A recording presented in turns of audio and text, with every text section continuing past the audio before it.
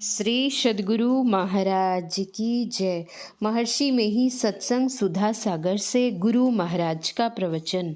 स्वर्ग में भी 5 प्रकार के विषय हैं।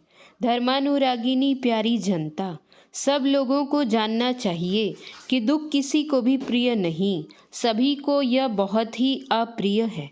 इसलिए दुख से छूटने के वास्ते और सुख पाने के लिए मनुष्य दिन रात जी तोड़ परिश्रम करता रहता है। यह कोई अनुचित बात नहीं, किंतु सुख को समझना चाहिए। जो विषय सुख है उसको सब कोई जानते हैं, भोगते हैं। विषय 5 हैं: रूप, रस, गंध, स्पर्श और शब्द। इन विषयों का भोग सभी को होता है। इनमें फंसे हुए तथा इनमें सुख खोजने वाले तमाम संसार के लोग हैं। परंतु यह सुख ऐसा है कि कभी तृप्ति होती नहीं। जीवन भर भोगते भोगते कभी तृप्ति नहीं। इन विषयों को कोई कम और कोई अधिक भोगते हैं।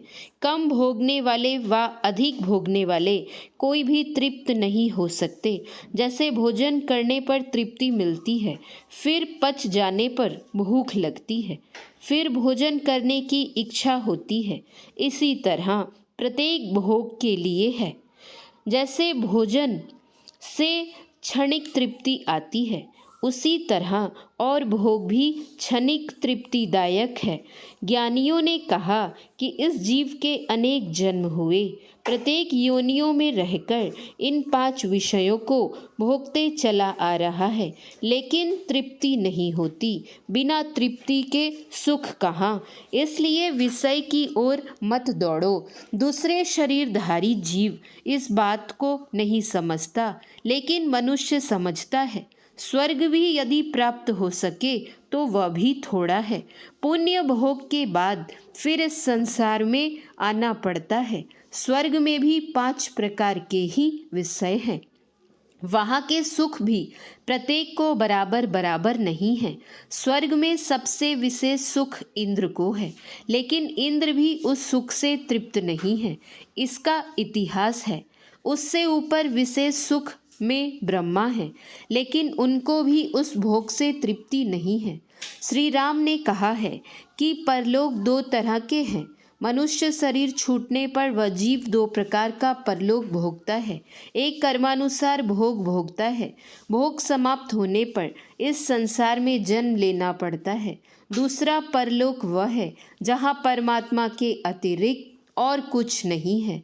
ईश्वर को पा लेने पर पूर्ण तृप्ति होती है। और भी सुख हो, इसके लिए तृष्णा मिट जाती है। तृष्णा छूट जाने पर जन्म मरण का कारण ही छूट जाता है। जो ईश्वर तक पहुंच गया उसको संसार में लौटना नहीं है। जैसे नदी समुद्र में मिलकर नदी का नाम मिट जाता है, उसी तरह जीव ईश्वर को प्राप्त करने पर उसका जीवत्व भाव मिट जाता है। आत्म सुख उसको मिलता है जो सुख ईश्वर को है। तंद्रा अवस्था होती है, उसमें एक प्रकार का सुख है जो 5 विषयों में से किसी विषय का सुख नहीं है। अपने अंदर रहने का सुख है। उसमें ऐसा सुख है कि जो सुख बाहर के विषयों में नहीं है। तंद्रा में किसी प्रकार का दुख होता तो कोई सो नहीं सकता। गहरी नींद में जाने से अपने अंदर ही ऐसा सुख मिलता है कि उसको कुछ खबर नहीं रहता, लेकिन अफसोस है कि वहाँ अपना ज्ञान नहीं रहता। निज सुख 5 विषयों से विलक्षण है, वहाँ अपने को पाकर सुखी होता है। मान लो वहाँ सुख है, ऐसा नहीं। अपने अंदर चलते चलते ईश्वर तक जाता है। जो अंदर में चलना नहीं जानता वह ईश्वर की ओर नहीं जाता। जो अपने अंदर चलना जानता है वही ईश्वर की ओर जाता है।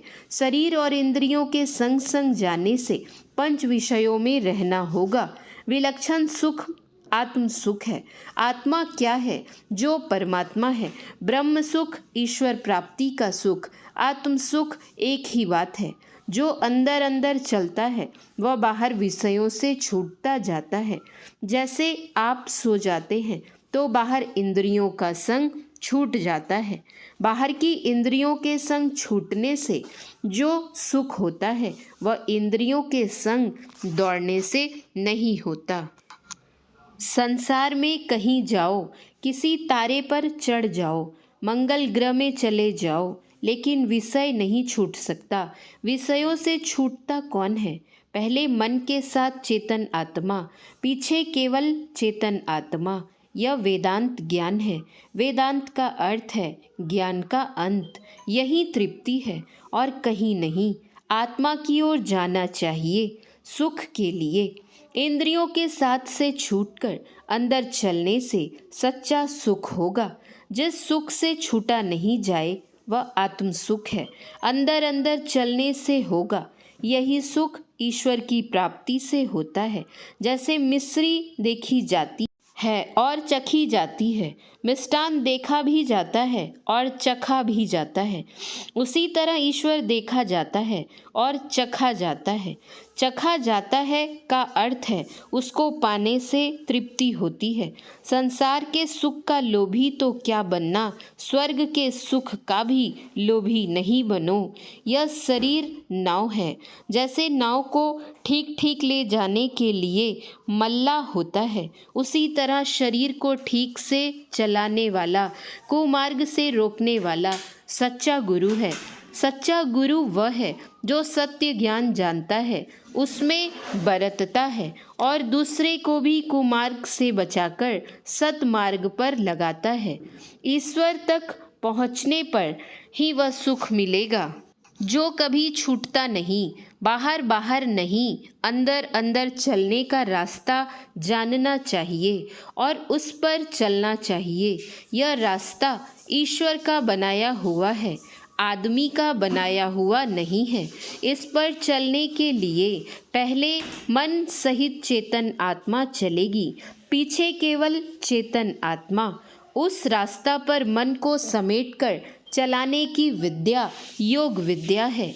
किसी चीज को समेटो तो वह चीज उसके विपरीत ओर को हो जाती है।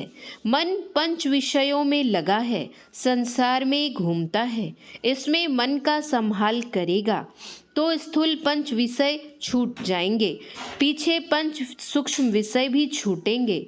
हमारे यहाँ इसीलिए योग विद्या है। योग विद्या को किसी ने बनाया नहीं, खोज निकाला। जैसे मिट्टी तेल को बनाया नहीं, मिट्टी खोद कर निकाल लिया। ईश्वर प्राप्ति का मार्ग किसी ने बनाया नहीं, उसको खोज कर निकाला। स्थूल जब ध्यान से मन का सिमटाव करो, यह सरल योग है। इसके आरंभ का नाश नहीं होता, इसमें उल्टा फल नहीं होता और यह महाभय से बचाता है। ये तीनों बातें गीता में हैं। महाभय क्या है? मनुष्य शरीर सबसे विशेष शरीर है, देवता को भी दुर्लभ है।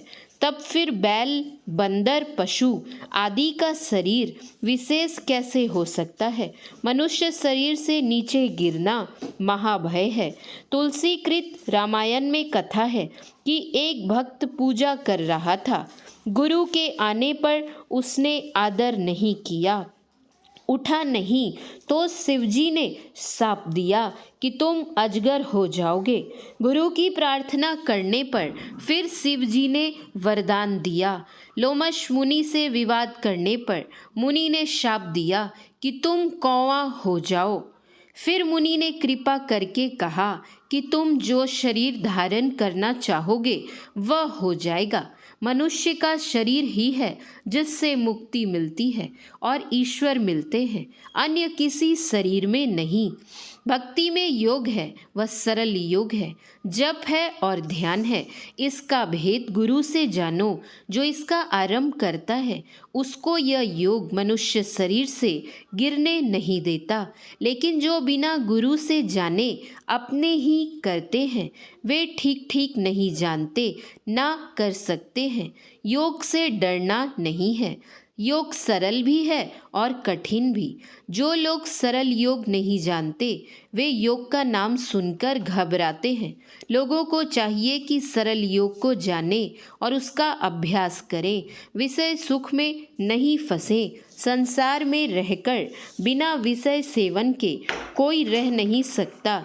इसलिए संतों ने कहा है कि जैसे दवाई का सेवन करते हो उसी प्रकार विषय को लो उसमें आसक्ति नहीं रखो। ऐसा विश्वास मत करो कि इसमें तृप्ति होगी। गुरु से ज्ञान ध्यान की बात जानो और संयम करो। संयम यह कि 5 पापों से बचो, अर्थात झूठ, चोरी, नशा, हिंसा और व्यभिचार नहीं करो तो कोई पाप नहीं होगा। हिंसा के सिलसिले में मांस मछली नहीं खाओ। मनुस्मृति में अष्ट घातक का वर्णन है, अर्थात हिंसा के लिए आदेश देने वाला, मारने वाला, टुकड़ा टुकड़ा करने वाला, बेचने वाला, खरीदने वाला, पकाने वाला, परोसने वाला और खाने वाला, ये 8 घातक हैं। मत्स्य मांस खाने का संबंध हिंसा से है। जैसे गांजा भांग खाने का असर होता है, वैसे ही मत्स्य मांस खाने का भी असर होता है। किसी नशा की ओर नहीं जाओ। व्यभिचार हमारे देश के लिए ऐसा खराब है कि उसको निंदा की ही दृष्टि से सब देखते हैं।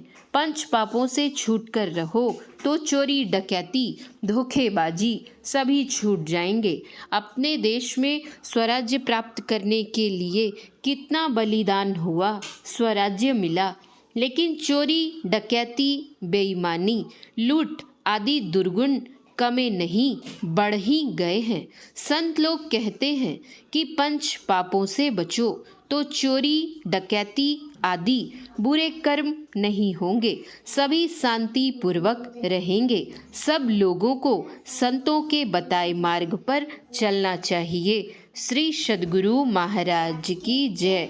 यह प्रवचन पूर्णिया जिला अंतर्गत ग्राम आजमपुर गोला में श्री विश्वनाथ चौधरी के निवास पर दिनांक 1/12/1967 ईस्वी के सत्संग में हुआ था।